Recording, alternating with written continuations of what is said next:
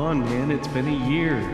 I made that many for you and you're not even using it. You walk so slow, I could tie your shoelaces. The only thing that ever takes him 10 minutes is 5 minutes. You're so slow, you have to speed up to stop. You go any slower, you'll be going backwards. Alright. Howdy everyone, welcome back to the lab. It's John, your favorite miniature video making guy, or at least I hope I'm your favorite. As many of my viewers know, I am mostly a Warhammer 40k kind of guy. Not exclusively 40k, but it just happens to be what I do a lot of. Beyond all of the actual subject matter, what I really come to enjoy about this is delving into world building and following stories of minor factions. Following a journey of sorts, or like a chronicled history of like an established canon, or what players, or how players interact with a world. A few months ago, I set out with the intent of diversifying my channel a little bit. Nothing super crazy, I'm not going to be some kind of, ASMR foot sniffing channel or something. But I wanted to build up my admittedly kind of small catalog of non-40k content. While I've done so in the past, kind of just at will, I was stumped on what I wanted to do first after officially implementing this kind of split schedule. And thinking about my love for a narrative campaign, I knew there was one thing I definitely had to get to, and it was Mordheim. For those who don't know, Mordheim was published in 1999. I was 5 years old in 1999. I was in kindergarten, and now I'm like 30, and I pay taxes, and I've given up on my hopes and dreams. Anyways, Mordheim is a narrative skirmish game set in the grimdark world of Warhammer Fantasy. So we're still kind of Warhammer right now, just a little, adjacent. Centuries before modern Warhammer Fantasy, a comet destroyed the city of Mordheim, former capital of the Ostermark province. While having your entire city explode from an unforeseen space rock is pretty bad, the citizens were about to learn that it was going to get a lot worse. The comet itself was made of pure wyrdstone, which is essentially crystallized chaos energy. You may also know this under another name, warpstone. The same warpstone that the Skaven use for all their weird experiments in artillery and technology. To put this in perspective, imagine if New York gets taken out by a comet, but the comet is essentially a giant block of space uranium, and the subway hobos are grabbing it and loading it into like scrap wood trebuchets. Yes, I know the capital of New York is Albany. Just work with me here.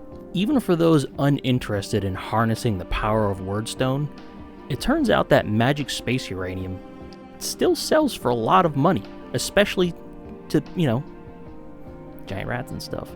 Plus, the giant money rocks are sitting in what used to be the capital of this province, meaning a lot of rich people left behind a lot of valuable items. With the promises of space rocks and any kind of untold riches, many factions across the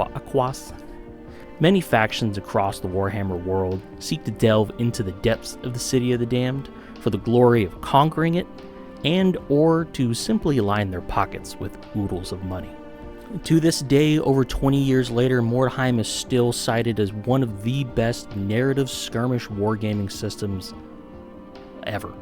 Mordheim is still seeing such popularity that there are still events running for it in the modern day, the year of our Lord, 20 plus 2 plus 2 plus 2000.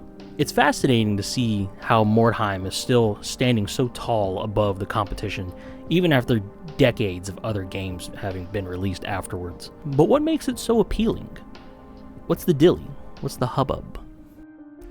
There are two main ways to play Mordheim, either in one-off skirmish battles or the real meat of the system, which is campaigns where you manage your warband across successive battles. Well, technically there's a third option with the Mordheim video game. It does have online campaign play and is dirt cheap these days. But be careful, it's hard as shit and really rough around the edges, but I don't know, man. I I got a CD key for like $2 and it was a good time. Anyways, over the course of the campaign, your warband evolves, reacting to the ebb and flow of your battles. One day you may have a victory, finding a rare artifact or making off with a large haul of wordstone. Other times your warband may suffer defeat or fall on hard times, your warband leaving the battlefield with permanent injuries to both body and pride. The nature of the game lends itself to highly customized characters from a variety of Warhammer fantasy factions, making Mordheim a paradise for kit bashers, backstory gremlins, and hardcore players alike. As a great philosopher once said, the time has come, and so have I, to finally build a Mordheim warband for the channel. This is not actually my first warband for like Mordheim or Mordheim adjacent things. My girlfriend and I have played Word Wars, which is kind of like a modern day rules polish for Mordheim, like light balancing and whatnot, but I haven't actually played a lot, I haven't actually played Mordheim in particular. I made a little lizard man warband for that that I kind of like. I should show that off. Maybe I will one day, but it's not important. Anyways, these days, when it comes to starting off in Mordheim, there's a one-stop shop with everything you need. Broheim. Broheim is the internet's largest repository of Mordheim-related content. Not only does it host the official core rules and references, but also like a metric fuck ton of community-made content. Looking at the warbands, there are a lot of options to choose from, and I mean a lot. But I've kind of got my eye on something already. While we do have an official undead warband, its leader is a vampire, and you can't take skeletons. Now, I enjoy me a good vampire, especially if they're sexy, but the warband unit options just, I don't know, it didn't have enough skeletons for me, you know? If we scroll down a bit, we find the Restless Dead warband in grade 1C, and flipping through that book, we do see that skeletons are a core henchman option. And, as the cherry on top, it's led by a lich. I feel like it'd be kind of wrong to not have a lich considering, the channel. So we're locking in on Restless Dead. When it comes to list building for Mordheim, it's all done on the gold standard. Your warband starts with 500 gold, with each unit and piece of equipment costing a certain amount of that gold. Glancing at the warband requirements, we only have two major ones for this warband.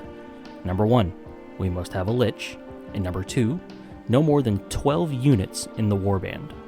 Note that 12 is a little lower than the normal warband average of 15, but a Restless Dead warband with significant investment can easily push towards 20 units, which is crazy. So, seeing as we don't really have much of a choice, we buy a lich, and since I know what model I want to use for him down the line, I'm going to go ahead and buy him a sword and some light armor. Next up, a Necromancer, and I've got this one covered already. A little while ago, a long ass time ago, me and my friend Aaron from the channel Summon Lesser Maker had a mini swap with one another for our Mordheim warbands. I sculpted him a spider shaman, and he made me this very cool Necromancer model. I am finally getting to making the warband I said I would, so this Necro finally gets to take his rightful spot as my lich's favored mortal servant. Next up, I actually open up the pages of the Hired Swords catalog. Hired Swords are special mercenary units your warband can take that are usually a little pricier and have some increased upkeep, but add to the variety of models you can take. However, a lot of these hired swords apparently just hate money and don't want to work with my shambling corpses and boner boys. So overall, our choices are kind of slim. Luckily, the witch doesn't mind working for us and is also a user of powerful magic, so we'll add her to the payroll. Granted, if this came down to an actual campaign play, she does require some gold upkeep, and if I don't get enough money, we'll worry about that another day. For my final hero unit, we'll add a single graveguard with a two-handed weapon. One of the things I enjoy tremendously in my armies and warbands are like dedicated dueling characters. While you have your hero guy commanding the entire army, next to the commander stands a character whose job is to just murder the ever-living shit out of you. No disintegrations. My Emperor's Champion in my Space Marine army is like the living embodiment of this fascination of mine, an affliction I like to call the Black Knight effect, due to a certain enigmatic walking tank capturing my heart when I was but a lad. My Grave Guard will be the Black Knight of this warband, leaving leadership to the Lich and Necromancer so he can better focus on dubstepping dudes. With the hero units out of the way, I can quickly purchase some henchmen for the warband. With our dwindling budget, we've hired 5 boner boys with history's most famous loadout, the Spear and Shield. I admit, I may be biased as a decade-long Lance player in Monster Hunter, especially with 5th Gen's crazy mobility boost. Like, it's certainly not doing my fat head any fucking favors there. But I just really like the aesthetic when it comes to rank and file dudes. Additionally, in Mordheim, spears allow their users to fight first in melee combat, which helps offset the skeleton's low initiative score. I'm genuinely wondering how many new Warhammer fans just said to themselves, what the hell is an initiative score? Which would cause like all the old bloods watching this video to just roll over in your grave. I'm sorry. Hey, everybody gave me shit for being 30 years old after the Iron Talons video, so the best I can do is deflect to you guys so I don't feel as bad. The very final purchase of the warband will be hiring a few zombies, 3 to be exact. I considered giving up these zombies in exchange for another Grave Guard, but I thought having some extra bodies to better cover the board would pay off more than just having another kitted out guy. They are a bit fleshier than I'd like out of a henchman, but I've got a little bit of an idea when it comes to these guys to make them a little interesting, so begrudgingly, we will add some meat bags to this warband. And with that, we have our list, 5 gold short of bankruptcy. Now before we raise the dead though, I just wanted to officially announce that I do have a new main camera for the channel, a Sony ZV-E10, which is supposed to be a pretty good all-around camera for the price point. This camera was funded by my patrons, but we'll talk more about that later. This intro has been way too long, so for now, let's just dig in. For this warband, I'm going to be breaking out a box I've got a little bit of a history with. This is the Legions of Nagash bottle from Age of Sigmar's skirmish game, Warcry, which I actually have played. It was pretty fun. I knew I wanted this box when I saw it at my local game store, but I hesitated on it. In fact, I hesitated on it for almost 2 years, with it sitting on the shelf the entire time. I find it very hard to go out and just buy something like that I don't need, you know? I live far away from the main part of town, and when I come into town, it's usually to get something, you know, essential, and then I go home. So I had a very hard time picking up something I didn't need, and every time I did grab it, within about 10 minutes, I would convince myself to put it back down on the shelf. One day, I walked in there to get some paints, and I was just so tired of looking at that damn box. And I walked over to the owner and I said, hey, if you take $20 off this box, I'll buy it right now. Because it's been on the shelf for like 2-3 years, whatever. And here it is. Now, I know you guys have sat through a bunch of rambling, hoping for some cool models, but I've got a bit of a spoiler for you guys today. I'm not really doing a whole lot of converting, actually. Now, don't take that the wrong way. Don't click off, please. But I just really, really, really like the default skeleton aesthetic. When I think of Warhammer Fantasy skeletons, these guys are not just my favorite, but like objectively peak skeletons. If I'm looking for a skeleton proxy, like in general, I'm comparing them to Warhammer Fantasy skeletons. The same goes for the Grave Guard. They're just the right amount of skeleton, you know? Sure, the new Death Rattle skeletons do look good, but these are what I like, you know? This is Warhammer Fantasy. Death Rattle, that's Age of Sigmar. This is Warhammer Fantasy to me. The 5 skeletal spearmen and the Grave Guard were all built with vanilla constructions, although the Graveguard was built as the seneschal that you see on the box because I just love the default construction for it. While all of the legs, torsos, heads, and arms are all modular, I take care to try to best choose my parts with fabrics blown in the wind in like the same direction. It's a really small pet peeve, but sometimes I just see that kit bash where people are blatantly neglecting the effects of wind or motion on fabrics, and you got things blowing in like 3 different directions, and it just bothers me, okay? Let me live my life. With the Boner Boys set up, it's time for the Boner King. And when it comes to Warhammer Fantasy Boners, there is simply no competition in this slot. This is the White King on foot, a classic Warhammer Fantasy sculpt repackaged for Age of Sigmar these days. This is up there as one of my favorite models, like in the entirety of Warhammer across all 3 games. Like, White King on foot is up there with the 2003 Emperor's Champion model, or like the one with the sword pointing up in the air, and you know how serious I am if I invoke the Emperor's Champion.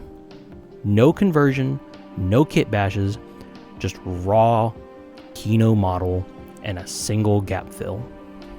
In retrospect, this is why I bought the sword and the light armor earlier in the list building stage. You could say that the model is technically wearing heavy armor, and you would be right, but heavy armor is expensive in Mordheim, and my mind is set on this model. Technically, the model is using a shield, and I didn't buy one earlier, but rules-wise, the light armor and shield both serve the same function of giving a 6-up armor save. So if I ignore the armor and think of the shield as giving the armor, and not the armor save, there's basically no difference. Alright, there's been a little bit too much vanilla building here for my kit bashing channel, so let me earn a subscription today with a light kit bash for my witch. My witch will be recycling about 95% of the classic Necromancer that came in the box. The majority of the model was built as is to fill the gap on the model's back, but my main priority was swapping out the large staff topper for something a little more, reserved, of a different flavor. In this case, it's going to be the hand of a bloodletter. I use my X-Acto to chop off the top of the staff, making sure to save it for later kit bash since it's, pretty neat. The hand was glued to the staff and blended in with some sprue glue, then some green stuff and milliput was mixed together to sculpt a veil and hood to obscure the model's head. This allowed me to reuse the Necromancer's face, while also kind of mixing it up a little bit, Now, I didn't say it was a complex conversion, but in my opinion, it's still distinct enough to catch the eye. Now, I haven't gotten to the zombies yet, but there's a reason for that. Mainly because I was working out of order lots, but anyways. We'll move to the bases, which were pretty simple to construct.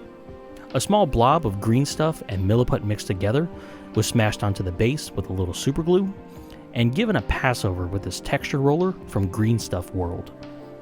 With a little Vaseline on the putty and pressure from the roller, I got a really nice texture with some deep grooves. After the putty cured, I washed the Vaseline off and covered the bases in my standard ground texture, clay cat litter, and some sand stolen from a volleyball court. I had wanted a simple basing scheme, so a simple set of variations between brick and corrupt earth will be fine. I fixed everything down with superglue for the sake of speed because I was falling behind on my schedule here, although all of the superglue was putting off some nasty ass fumes. Please be careful when you're playing with glue. At least be mindful of the fumes, put on a little fan or something, or don't, get high as a kite. You do you, I can't stop you at the end of the day. I'm just some guy talking to a microphone at 4:30 in the morning. Now, while I was working on these models, my 3D printer was chugging away in the background. My trusty Anycubic Photon has served me well for many years, but I've been struggling with print failures for a while now. While I could try to troubleshoot the issue and replace the screen and all that, I had actually been gifted the Anycubic Mono 4K, which is objectively an upgrade. I don't remember who gave this to me though. Anyways, being a 4K printer and seeing the amount of misprints this project had, I figured this project would mark the end of my Photon being my primary printer, as my Mono 4K assumed the mantle. Rest easy, my child.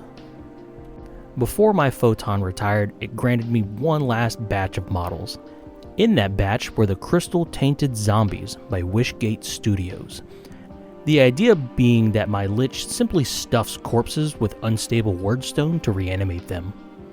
This also plays well into a skill my Lich can eventually learn, to have one of these zombies act as a bomb, which is... that's just awesome. While 2 of these zombies printed with some minor errors, I was short 1 zombie before realizing I could graft 2 misprints together. This was a really simple task, pinning the arm and the leg from one zombie onto the other, then blending the joins with some really light, lazy green stuff work. And with that, all of my minis were assembled. Everything got a black prime, while my zombies and witch got a white primer, and then we broke out the painting gear. When it comes to painting my boner boys, I wanted to do something unconventional. Red skeletons.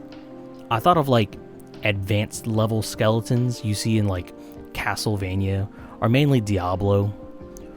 I mixed a flat red with black 1-to-1 for a base coat. From there I did a very heavy dry brush of just that red over the mini. Honestly more of an overbrush since it would dry a little darker than it looks wet.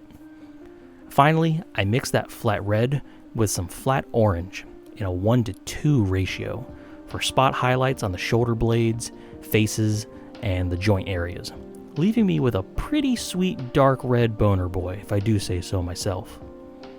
I used a medium tan to base coat all of the fabrics, as these will all be parchment later on. Then I use a dark, like gunmetal silver to base coat all of the metallic areas. I also quickly use a dark brown on any other belts and straps, as well as the spear shaft. Fun fact, Brown Spear Shaft was my nickname in college. No, it wasn't.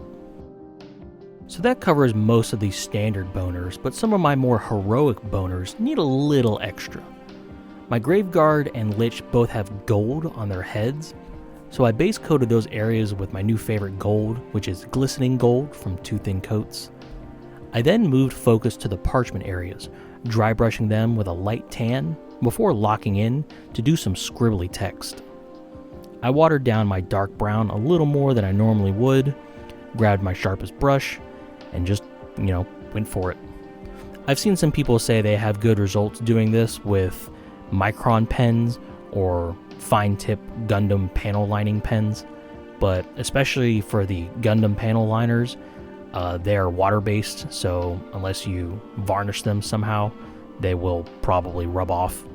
But it is an option if you don't like using a brush or your hand's not that steady or whatever. Whatever. Options. You got them. I did this scribbly text across the parchment for the entire warband, from loincloths to my Lich's cape, adding in a little variation, but not too much. That finished off my base coats, which meant it was time for a wash. I used my tried and true wash mixture, equal parts black and brown wash from Army Painter, and then a drop of glaze medium, and I brushed it over every part of every mini. The gold bits on some of my hero units got a little extra attention, starting with a green wash on all of the gold spots before cleaning my brush and wicking away some of the wash on the higher areas of the model. This was repeated with a purple wash, which I think produced a pretty cool old gold effect. Or at least better than the people who try to put verdigris on gold, which is just, wrong. With the wash now being dry, the last step is to sponge my brightest silver across all of the metallics, this being Mithril Blade from 2 thin coats. I considered adding a dull rust effect on their equipment, but I wanted the red to be the warmest focal point of the colors, even though the red is fairly, on the darker, desaturated, cooler side. And I was afraid of a rust effect kind of being a little too much, kind of overpowering. Oops, I bumped my mic. Basically, I didn't want the minis to get too busy, so I just left it. Their gear is old and beat up, but not old enough to start like majorly rusting. I'll just, whatever. Now onto the zombies. While you can really tell that my photon was starting to show signs of needing some kind of heavier maintenance, after almost 5 days of failed prints, I'm just kind of glad to have some goddamn zombies, I painted the skin with a light tan, and their clothing with that same medium tan that I used on all of my skeletons. I wanted to keep the same color palette between the boner boys and the fleshy boys, so I washed the skin with brown before washing it with green. Again, I cleaned my brush and wick the green off the high spots of the zombies' musculature, then do the same with purple afterwards, adding some variance between the zombies of, favoring green over purple. I chose to use the green and purple on the skin for 2 main reasons. I find purple over tan skin makes for a really nice, zombie demon flesh tone, and the green shows that the energy from the unstable word stones is surging throughout the body. So there's a little bit of a narrative reason there too, Speaking of those word stone bits, I move on to the word stone bits. I wanted to make sure my crystals had plenty of contrast in them, so this is kind of the gradient of paints I used here. To start, I mixed Vallejo flat green and black in a 2-to-1 mixture to get a nice foresty dark green base coat. After that, I dry brushed the crystals with a bright green, in this case an ethereal green from 2 thin coats. Finally, I did a spot highlight with a yellow, making for what I think is a pretty nice looking zombie despite the weird horizontal gaps for my printer. It's an obvious defect, but this is going to be my hot take, but I don't really mind layer lines too much.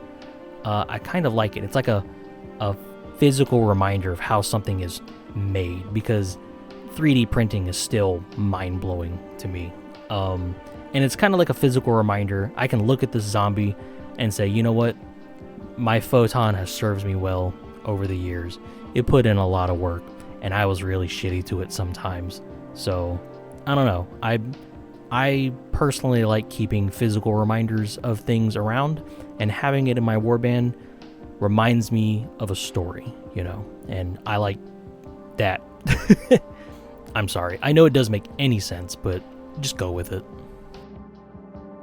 With the majority of the skeletons and the zombies finished, we move on to the witch.